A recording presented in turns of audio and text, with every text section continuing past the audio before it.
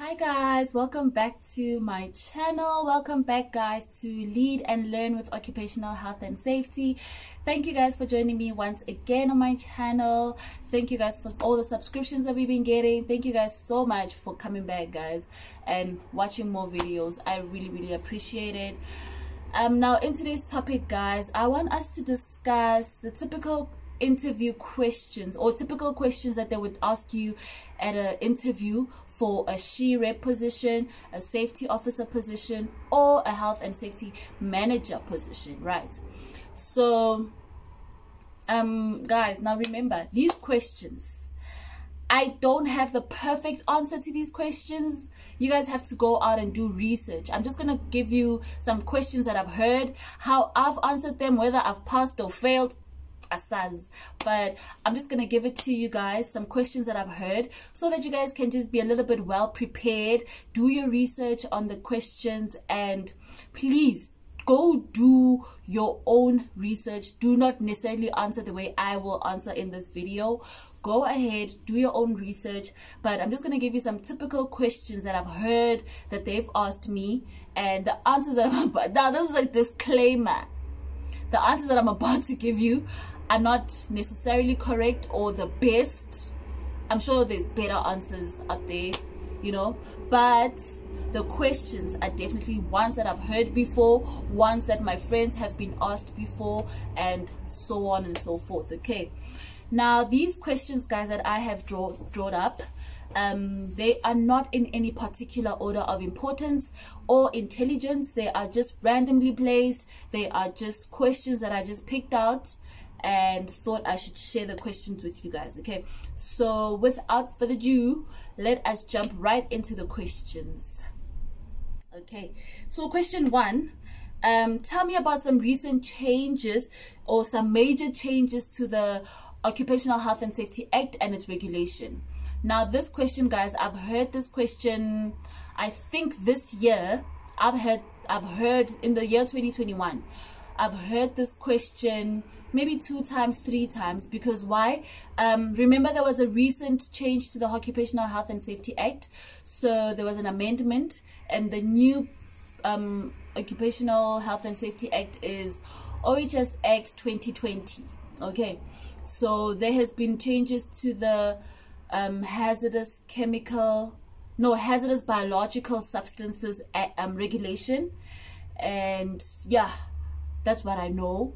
And also some definitions have been amended. There has been amendments to the definitions as well in the act itself. Okay, so but please go ahead, find the Occupational Health and Safety Act 2020, and you will find more changes, more differences, especially I think like ones that make comparison to the 2014 and the 2020 versions of the act. Okay, so yeah, that's one of the questions that I've heard. The next question that I have heard is, can you describe a health and safety policy, and can you tell me what it entails?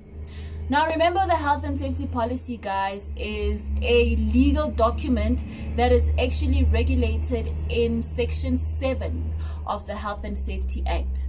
So the Health and Safety Act section 7 talks about how a typical but not fully, right, but not full, but a typical health and safety policy should look like or should entail. It says it should have something about training and educating employees. It says it should have something about reviewing the policy on a yearly basis.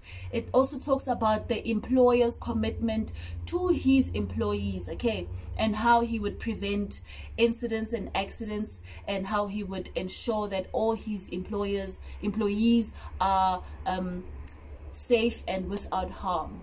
Okay, so that's also, I would like you to also please go do some research on how to answer that question, but that is a typical question that I've heard before in an interview.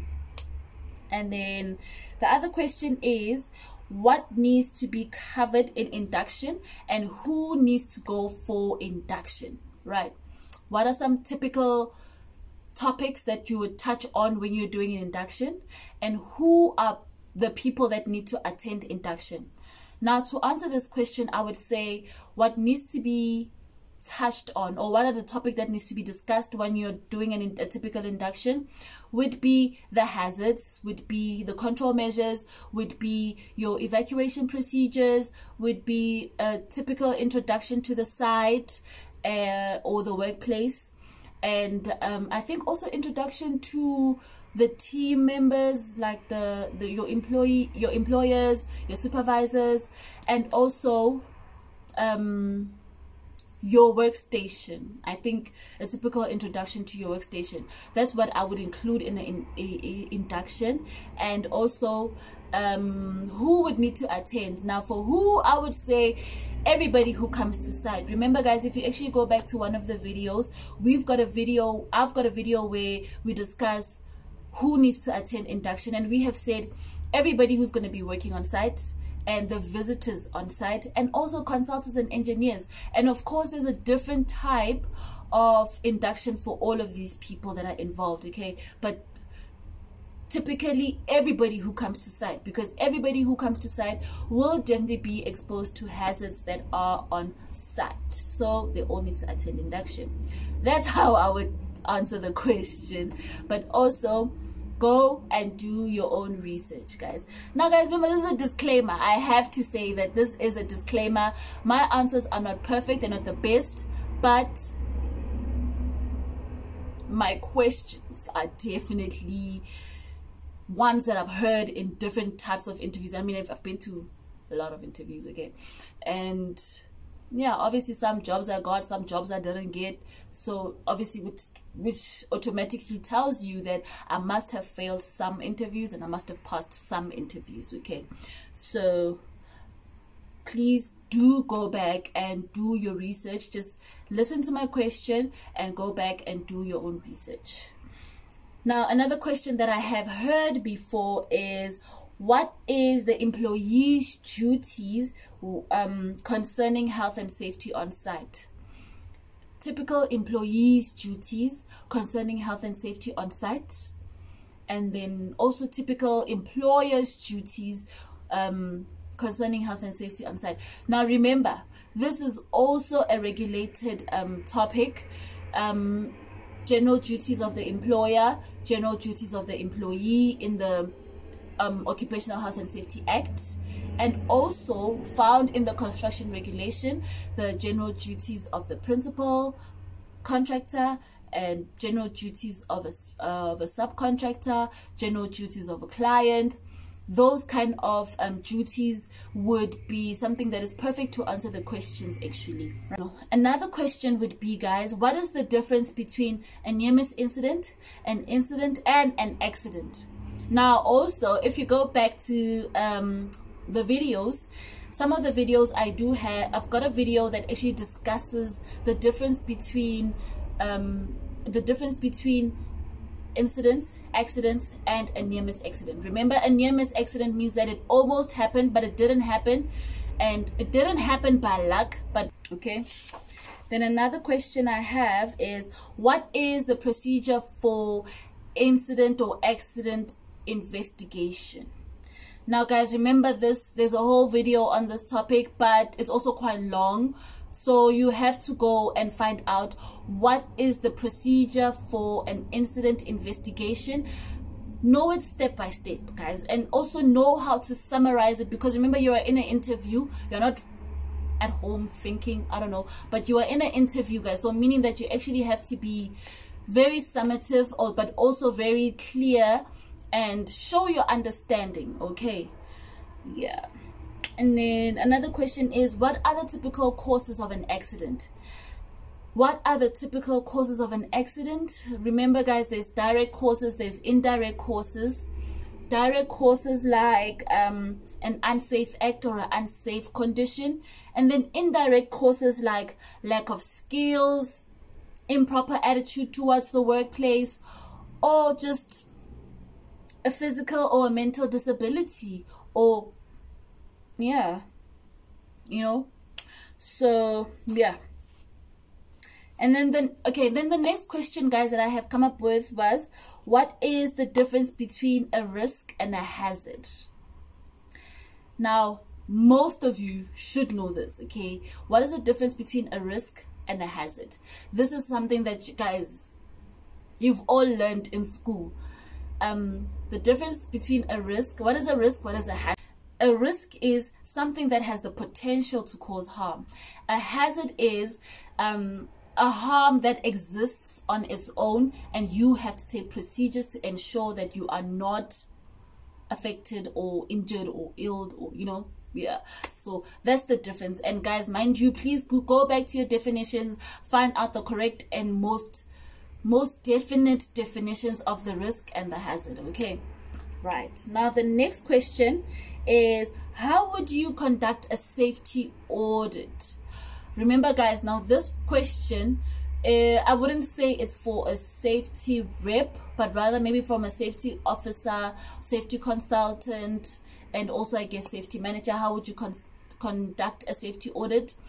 There's different types of audits. Okay, there's different types of audits, and also audit templates, audit methods, and also remember, you need to, how to answer this question. Not only do you do a physical, a physical audit in the file, but you also have to go do a physical audit on site, guys. So whatever's on site has to be in the file. Okay, so basically when you're doing an audit, I would start on site, see what's going on site, then come back to the file and find out if the file and the site is speaking the same language. And that is typically how I would do an audit. Okay, but once again, there's different templates, different methods of doing a health and safety audit, which is also not regulated. The only thing that is regulated is the need for an audit. But how you do an audit, it's not really regulated. You just have to play around with what you know and see how you compile and put an audit together. Now, my last question is, what is a work permit system, and can you describe it? Now remember, a work permit is something that allows you to work on site. There's different types of work permits. There is a hot works permit, there's a cold works permit, and there's a work permit, and also there's a work permit from Department of Home Affairs that allows foreign people to work in South Africa, which is also very, very important. You guys need to go find out on the Home Affairs work permit and the importance and the effects of not having employees that have work permits. Okay, and then now guys, now this question I saved it for last because I would also like to get some help, guys, with this question. How would you deal with a manager or a supervisor who goes against the health and safety rules and policies? Okay, how would you, as a health and safety officer or a health and safety rep, I know managers around and consultants would probably have the answer spot on, but me, myself, other safety reps, guys, I think we are struggling when it comes to this question. How would you deal with a safety manager who deliberately goes against safety rules? I mean, the only thing you can do is stop him, like, hey, stop. But if he says, hey, winner, like, you're wasting my time, I'm busy, I have to do this. For example, if you find that a health and safety manager, or a site manager or project manager goes to site without the right PPE, obviously you're going to tell him, hey, stop, come back, you need the right PPE.